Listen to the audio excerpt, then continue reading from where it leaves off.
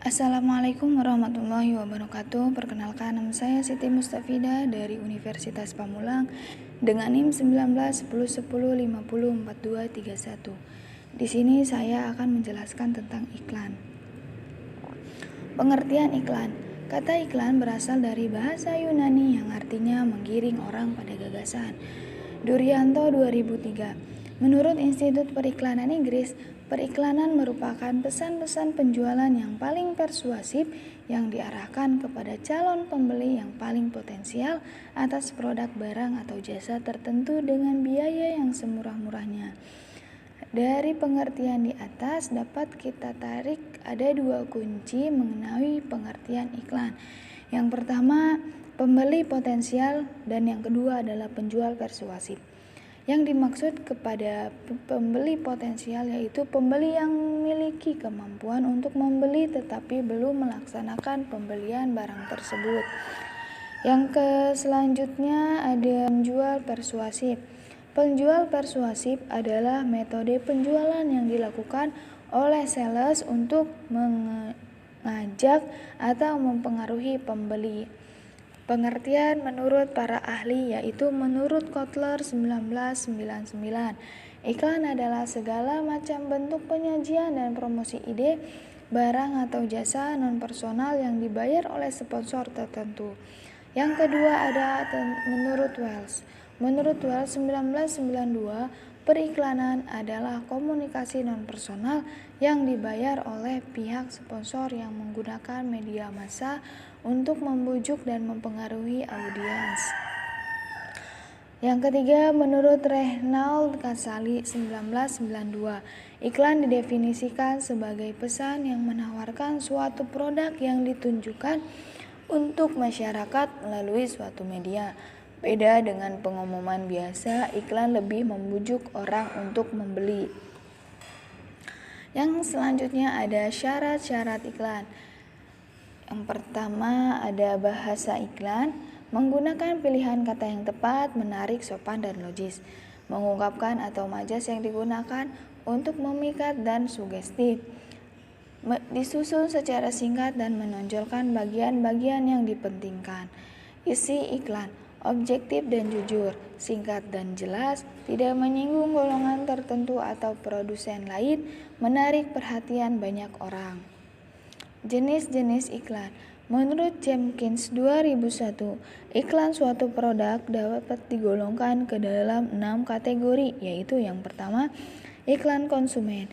Iklan ini meliputi segala iklan barang konsumsi yang digunakan oleh masyarakat seperti iklan sampo, iklan sabun, dan sebagainya.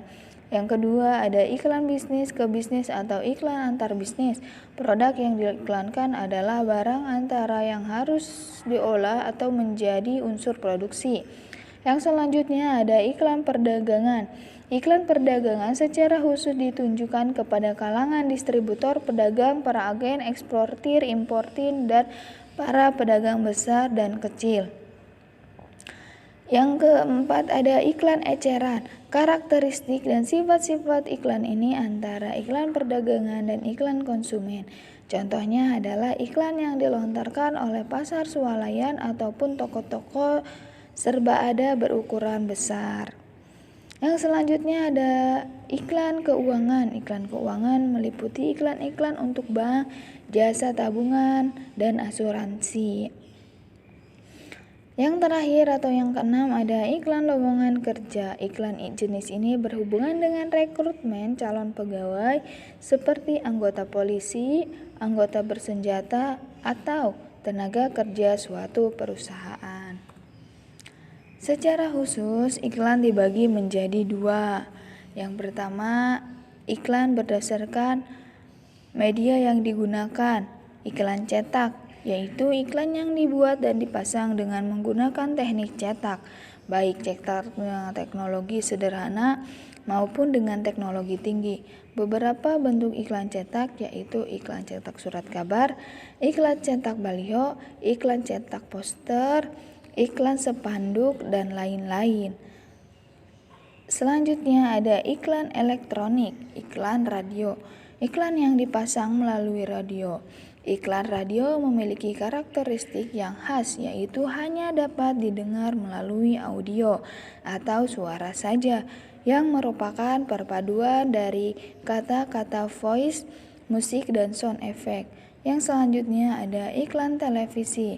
Iklan televisi merupakan media yang termasuk dalam kategori above the line. Iklan televisi mengandung unsur suara, gambar, dan gerak. Yang selanjutnya ada fungsi iklan.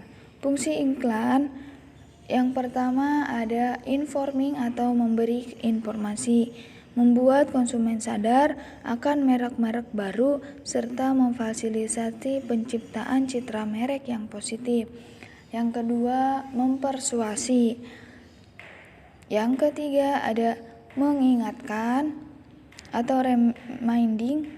Iklan menjaga agar merek perusahaan tetap segar dalam ingatan para konsumen. Yang selanjutnya yang keempat ada adding value atau memberikan nilai tambah. Periklanan memberikan nilai tambah pada merek dengan mempengaruhi persepsi konsumen.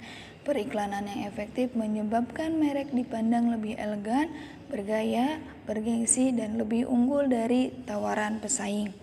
Yang selanjutnya ada assisting atau mendampingi. Peran utama periklanan adalah sebagai pendamping yang memfasilitasi upaya-upaya dari perusahaan dalam proses komunikasi pemasaran.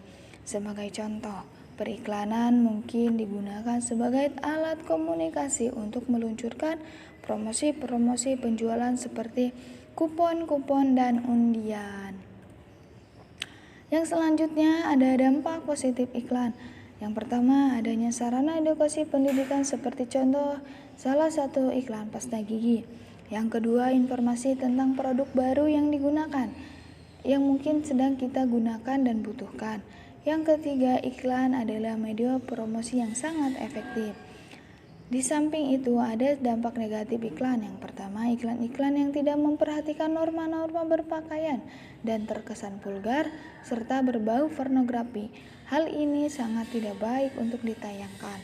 Yang kedua ada iklan hanya menyampaikan kelebihan dari produk dan begitu jarang menyampaikan kelemahan produk sehingga konsumen terkadang kecewa. Yang ketiga ada iklan adalah media promosi yang sangat efektif namun biayanya sangat mahal sehingga tidak memungkinkan usaha kecil untuk membuat promosi dalam bentuk iklan. Cukup sekian yang dapat saya sampaikan. Mohon maaf bila terdapat kekurangan dan kesalahan yang saya paparkan. Terima kasih. Wassalamualaikum warahmatullahi wabarakatuh.